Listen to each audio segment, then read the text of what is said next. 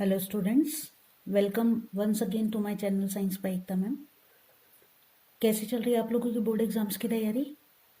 इन दिनों हम पढ़ रहे हैं क्लास 10th के लिए हमारा बुक का सबसे important chapter that is life process.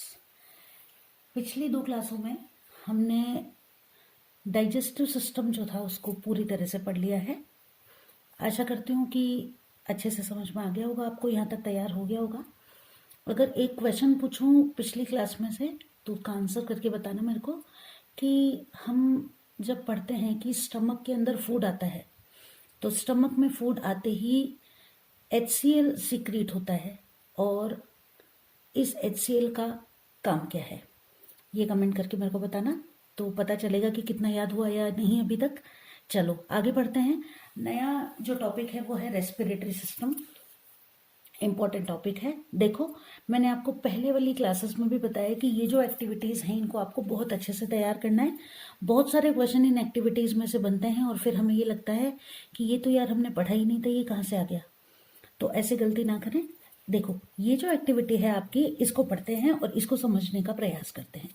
क्या है ये एक्टिविटी कि इसमें हमने किया क्या है कि थोड़ा सा फ्रेशली प्रिपेयर्ड लाइम वाटर लिया है, यानी कि पानी के अंदर चूने को मिला लिया, और इस चूने के पानी के अंदर हम एक स्ट्रॉ की सहायता से क्या करते हैं कि एक स्ट्रॉ की सहायता से एयर पास आउट करते हैं। एयर पास आउट करने से क्या होता है, ये लाइम वाटर मिल्की बिल्कुल दूध जैसा हो जाता है। क्लियर है? अब इसके पीछे रीजन क्या है कि क्वेश्चन आपसे ये पूछा जाता है कि when we blow air in lime water the lime water turns milky, right the reaction which is happening here. तो देखो, यहाँ पर आपने क्या लिया है, लाइम वाटर। तो कैसे लिखोगे इसको? ये हो गया आपका लाइम वाटर, कैल्शियम हाइड्रोक्साइड। इसमें आपने एयर ब्लो आउट करी, तो सबसे पहली बात तो एयर आपने मुंह से ब्लो आउट करी, तो कौन सी एयर होगी? क्लियर है? अब इसको आपको लिखने का तरीका देखो, ये आपने लिखी रिएक्शन, बदले में बन क्या रहा है, CaCO3 प्लस, अब देखो CaCO3, एक ऑक्सीजन यहां से चला गया, क्या बच गया, H2 और O। क्लियर है?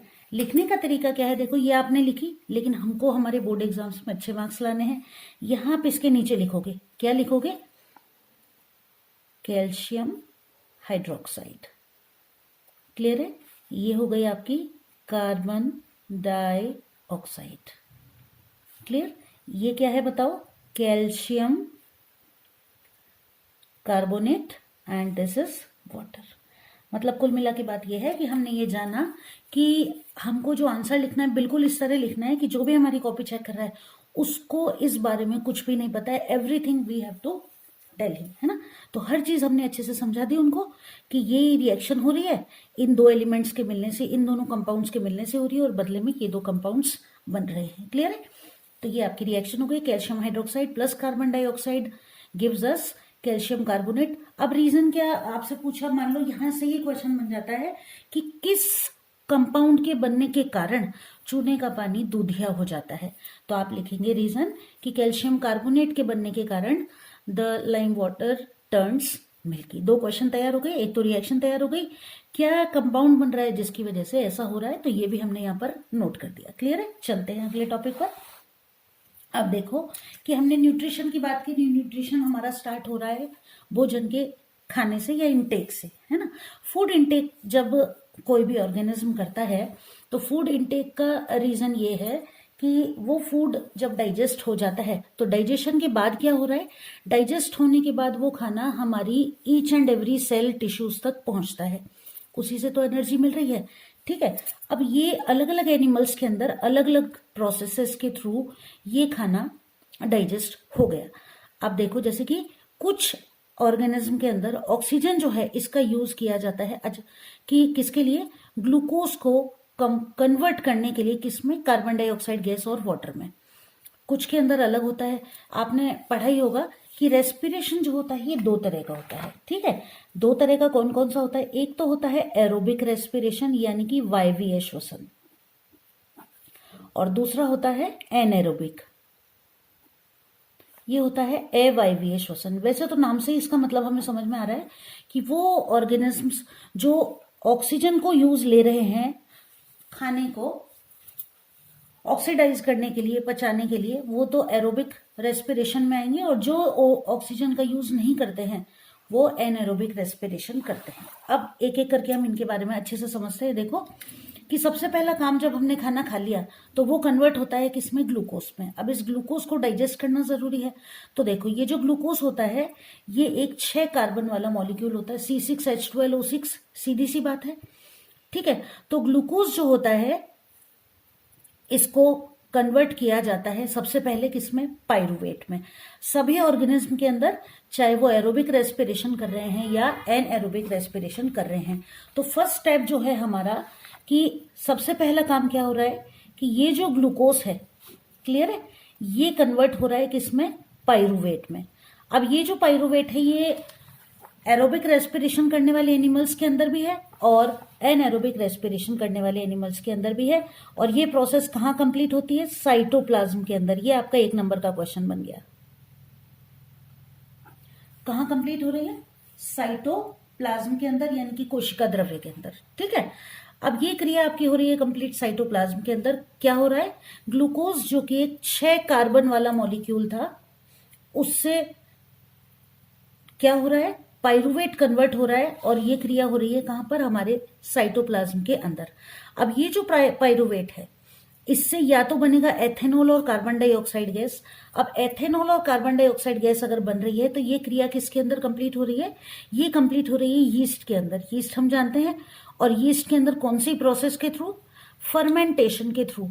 तो आप याद करो, अगर आपको याद हो तो, कि हमने 8th क्लास में ये पढ़ा था कि what is fermentation, the conversion of sugar into alcohol is known as fermentation. Clear है, याद आया। तो ये वही प्रोसेस है, आपने 8th क्लास में थोड़ा नॉर्मली पढ़ा था, अब थोड़ा सा डिस्क्राइब में पढ़ रहे हैं इसको, ठीक है। तो पाइरूवेट जो है ये कन्वर्ट हो रहा है किसमें, एथेनॉल और कार्बन डाइऑक्साइड गैस में, जो कि कहां पर हो रही है, यीस्ट के अंदर। कौन सी प्रोसेस के दौरान, फर्मेंटेशन यानी कि किण्वन के दौरान। हिंदी में इसको क्या कहते हैं, किण्वन। तो इसको हम नोट कर लें एक बार कि ये जो पाइरूवेट है ये कन्वर्ट हो रहा है किसके अंदर, बताइए, ये कन्वर्ट हो रहा है किसके अंदर, एथेनॉल में, और प्लस CO2 के अंदर। और कहां हो रहा है, यीस्ट के अंदर हो रहा है। कौन सी प्रोसेस के दौरान हो रहा है, फर्मेंटेशन के दौरान हो रहा है। फर्मेंटेशन यानी किण्वन। तो ये एथेनॉल अल्कोहल बन गई, क्लियर। तो चलो आगे चलते हैं। अब ये प्रोसेस जो होती है यीस्ट के अंदर, ये हो रही है in the absence of oxygen, यानी कि ऑक्सीजन की अनुपस्थिति में। इसलिए इसको क्या कहा जाएगा, anaerobic respiration. Anaerobic respiration, clear है। चलो आगे, ये हो गया पाइरूवेट जो है, ये तो हो गया एनारोबिक रेस्पिरेशन। लेकिन अगर इस पाइरूवेट का ब्रेकडाउन किया जाता है ऑक्सीजन की प्रेजेंस में, ठीक है, तो ये जो प्रोसेस है ये कंप्लीट होती है कहां पर, माइटोकॉन्ड्रिया के अंदर, ठीक। तो पाइरूवेट जो है ऑक्सीजन की प्रेजेंस में अगर इसका ब्रेकडाउन होता है, ठीक, तो ये कौन सी जगह पर हो रहा है, माइटोकॉन्ड्रिया पर हो रहा है। और इसके टूटने से 3 कार्बन वाला जो ये पाइरूवेट है, इससे 3 मॉलिक्यूल्स किसके बनते हैं, कार्बन डाइऑक्साइड गैस के।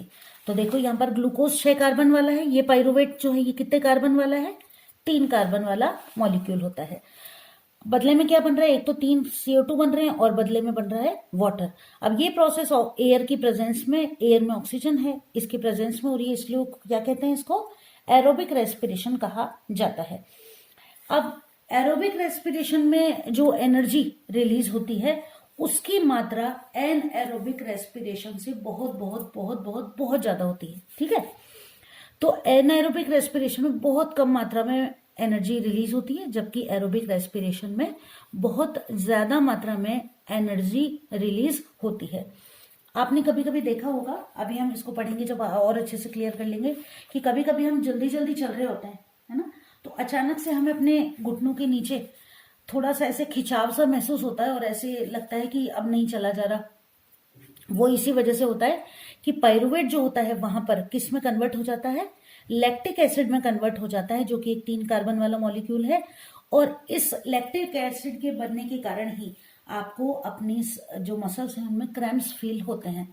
फिर ये ठीक कैसे होते हैं, तो देखो याद करो कि हम थोड़ी देर बैठ जाते हैं और पैरों को थोड़ा सहलाते हैं तो ब्लड सर्कुलेशन नॉर्मल हो जाता है, जिसकी वजह से हमें क्रैम्प्स फील होने बंद हो जाते हैं। चलो, तो अब हम ब्रेक डाउन ऑफ ग्लूकोज के 3 जो रास्ते हैं उनको अच्छे से पढ़ लेते हैं। सबसे पहला काम देखो, ग्लूकोज जो कि एक 6 कार्बन वाला मॉलिक्यूल था, ये आपको याद रखना है ना, कि where does the conversion of glucose to pyruvate take place. ये आपका फिलिप्स में या ऑब्जेक्टिव क्वेश्चंस में पूछे जाने वाले क्वेश्चन है। पहला क्वेश्चन आपका इस टॉपिक से ये बन रहा है। तो ग्लूकोज से पाइरुवेट बन रहा है कहां पर, साइटोप्लाज्म के अंदर। ग्लूकोज एक 6 कार्बन वाला मॉलिक्यूल है और पाइरुवेट 3 कार्बन वाला मॉलिक्यूल है। तो ग्लूकोज से जब आपने पाइरुवेट बनाया तो कुछ मात्रा में एनर्जी रिलीज हो रही है। अब ये जो पाइरुवेट है ये 3 परिस्थितियों में बदल सकता है और हमें एनर्जी प्रदान कर सकता है। ठीक है, तो एरोबिक और एनएरोबिक रेस्पिरेशन। एनएरोबिक रेस्पिरेशन हो रहा है एब्सेंस ऑफ ऑक्सीजन में, कहां पर, यीस्ट के अंदर, और बदले में क्या बन रहा है, इसी पाइरुवेट से बन रहा है इथेनॉल, कार्बन डाइऑक्साइड गैस और एनर्जी। इथेनॉल 2 कार्बन मॉलिक्यूल, तो फॉर्मूला याद कर लो इथेनॉल का, याद है नहीं है याद तो हम लिख लेते हैं, C2H5OH, 2 कार्बन है तो C2H5OH, ये इथेनॉल बन गया, कार्बन डाइऑक्साइड गैस बन गई और एनर्जी रिलीज हो रही है। ठीक है, दूसरी स्थिति वो जो हमारी मसल सेल्स में हो रही है, हम जल्दी जल्दी जब चल रहे हैं तो हमें पैरों में दर्द, खिंचाव सा महसूस हो रहा है, चला ही नहीं जा रहा है, ऐसे खिंचाव सा हो रहा है। क्या बन रहा है वहां पर, ये जो पाइरुवेट है ये हमारी मसल सेल्स में, अब देखो हम जल्दी जल्दी जब चल रहे हैं ना तो ब्लड फ्लो प्रॉपर नॉर्मल हो रहा है, लेकिन क्या हो रहा है कि उस जगह पर जब हम जल्दी जल्दी चल रहे हैं तो ज्यादा ऑक्सीजन की जरूरत है, ब्लड सर्कुलेशन इतना तेज हो नहीं पा रहा, तो ऑक्सीजन की कमी के कारण क्या होता है, लैक्टिक एसिड बन जाता है जो कि एक 3 कार्बन वाला मॉलिक्यूल है और एनर्जी रिलीज होती है।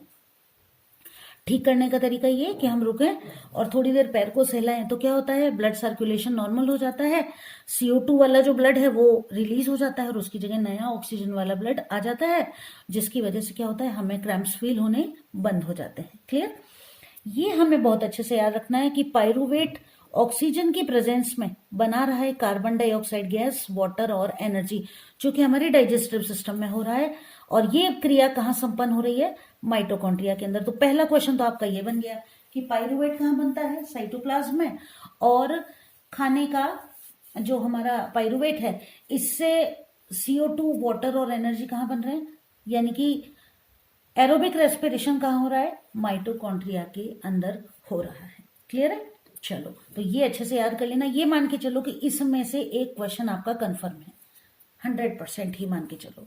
एक क्वेश्चन ये हो गया, एक क्वेश्चन ये हो गया, ये हो गया, ये भी हो गया और ये भी हो गया, 5 क्वेश्चन है, एक तो आएगा ही आएगा।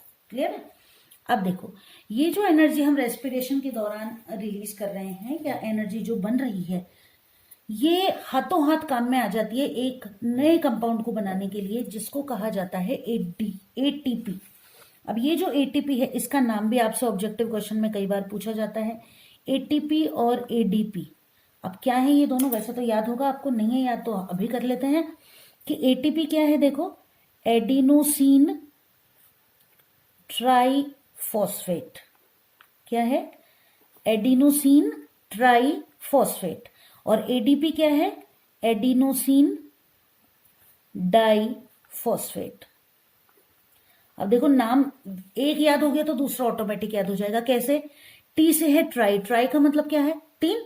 अब डाई, D से क्या है, डाई, यानी कि इस अब ATP से ADP कैसे बना, यही क्लियर हो रहा है कि ATP के मॉलिक्यूल में से जब एक फॉस्फेट का मॉलिक्यूल निकल जाता है ना, तो ट्राइफॉस्फेट था, एक फॉस्फेट कम हो गया तो ट्राई की जगह 3 की जगह कितने रह गए, 2 रह गए, तो ये डाइफॉस्फेट।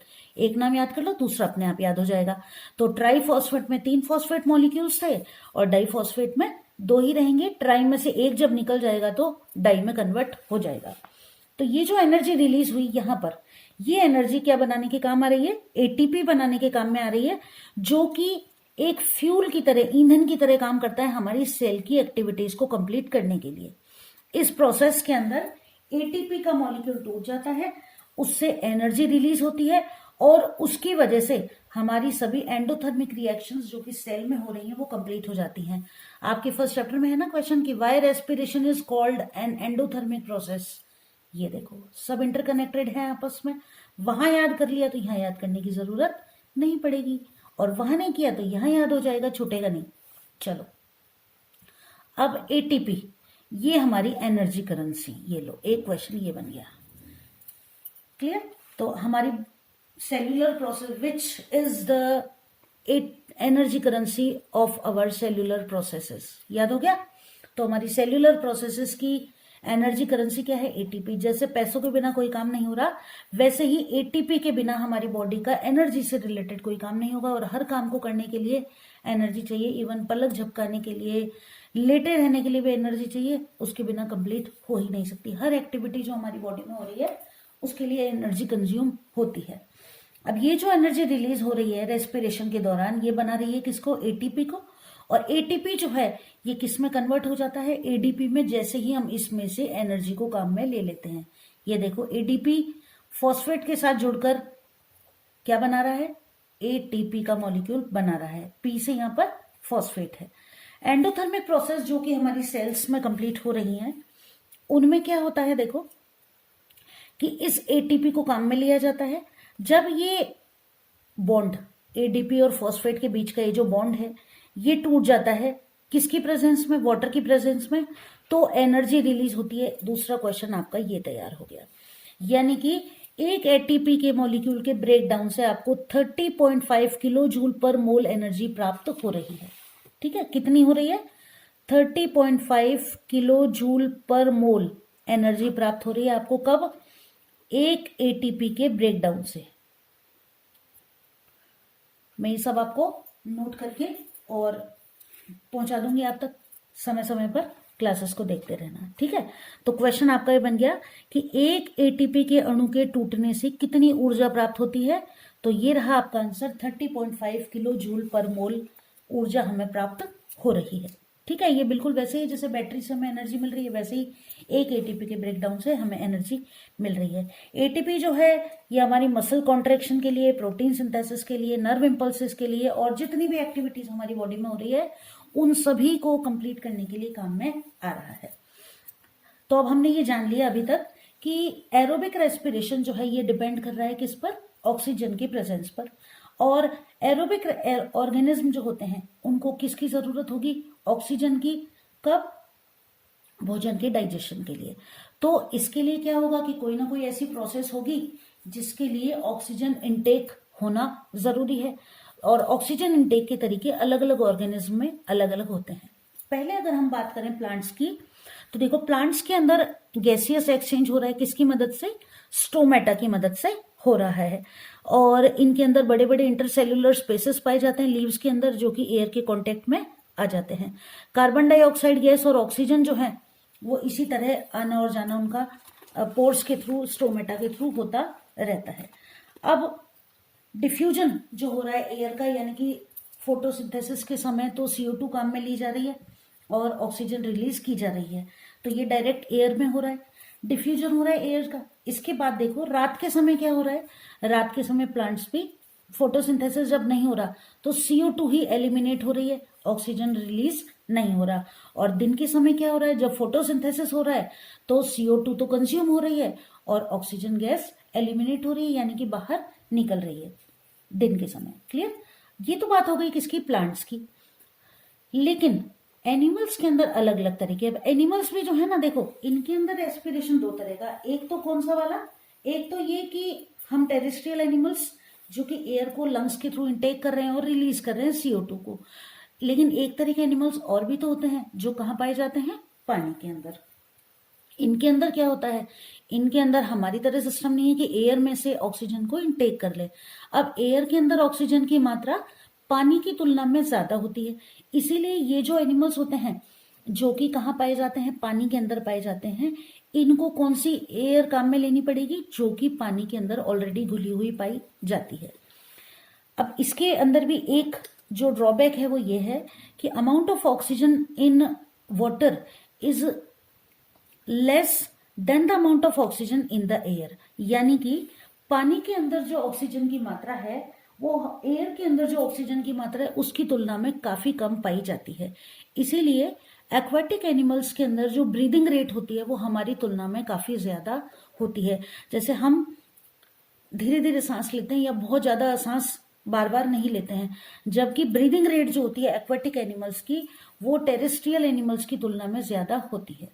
जैसे कि फिशेस जो हैं वो अपने मुंह से पानी को अंदर लेती हैं और उसे कहाँ भेजती हैं, उनके गिल्स तक, जहां पर कि जो गिल्स हैं वो उस पानी में घुली हुई ऑक्सीजन को ब्लड के थ्रू एक्वायर कर लेते हैं। चलो आगे बढ़ते हैं कि टेरेस्ट्रियल ऑर्गेनिज्म जो होते हैं इस ऑक्सीजन को एटमॉस्फेयर से डायरेक्टली ले लेते हैं।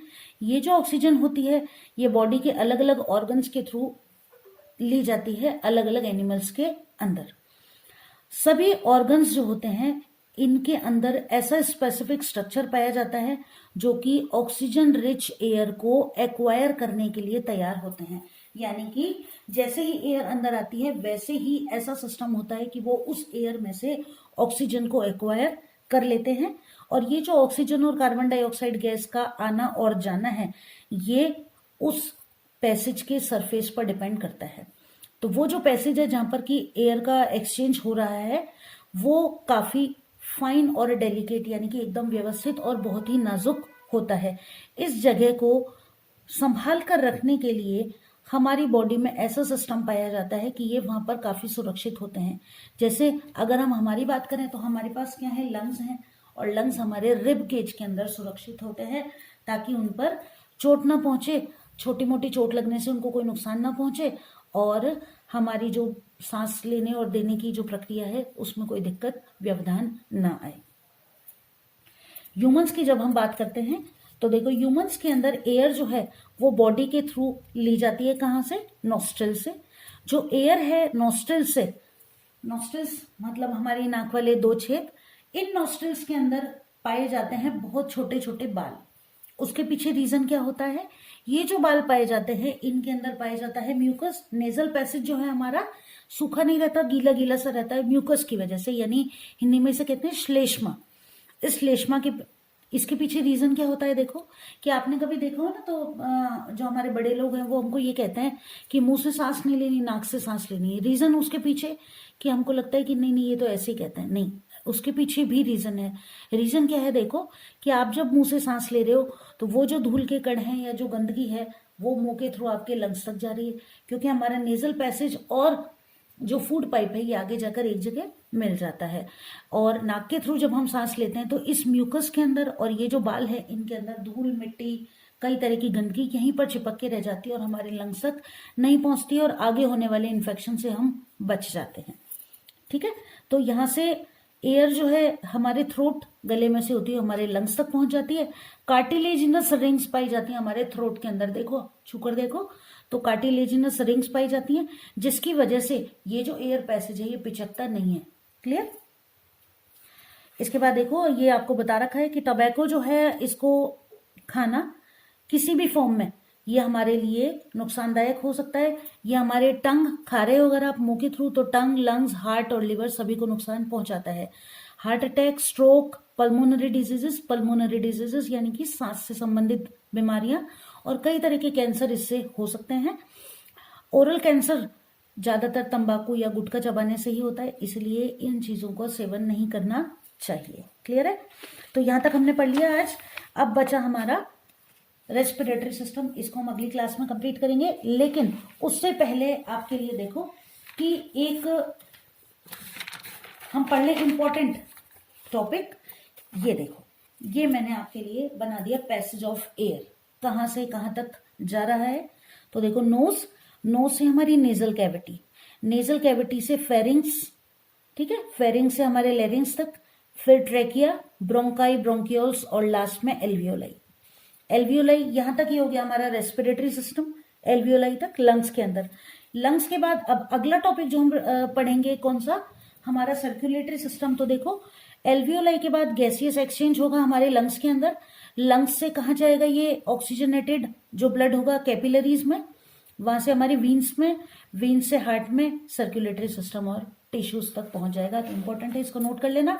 ये देखो ये रहा हमारा नेजल पैसेज नेजल पैसेज साथ के साथ पढ़ते हैं। देखो ये रहा हमारा नेजल पैसेज, ठीक है। यहां से फेरिंग्स, लेरिंग्स, लेरिंग्स के बाद हम पहुंच गए ट्रेकिया। ये रहा हमारा ट्रेकिया, ये देखो कार्टिलेजिनस रिंग्स दिख रही हैं आपको, छल्ले जैसे बने हुए, ये ट्रेकिया। ट्रेकिया से हमारे ब्रोंकाई, ब्रोंकाई से ये ब्रोंक्यूल्स, और ज्यादा जो डिवीजन हो गया, और ब्रोंक्यूल से ये पहुंच गए हमारे एल्वियोलाई। ये बलून लाइक स्ट्रक्चर दिख रहे हैं, इनको कहते हैं एल्वियोलाई। ये हमारे लंग्स के अंदर पाए जाते हैं। क्लियर है। यहां पर जो गैसियस एक्सचेंज होता है, यानी कि नाक के थ्रू जो सांस आती है ना, वो एयर का जो एक्सचेंज है वो यहाँ इन एल्वियोलाइज में होता है, क्योंकि इनकी जो सरफेस होती है वो केवल एक सेल जितनी ही मोटी होती है। यहां से फिर आगे वाला जो सिस्टम है वो हमारे रेस्पिरेटरी सिस्टम में इंक्लूड होता है। तो चलो यहां तक पढ़ के रखो, याद कर लो। आशा करती हूँ क्लास आपके लिए यूजफुल रहेगी। जल्दी ही मिलते हैं अगली क्लास में। अगर क्लास अच्छी लगे तो शेयर कर देना। अच्छे से तैयारी करते रहो बोर्ड एग्जाम्स की। Bye bye.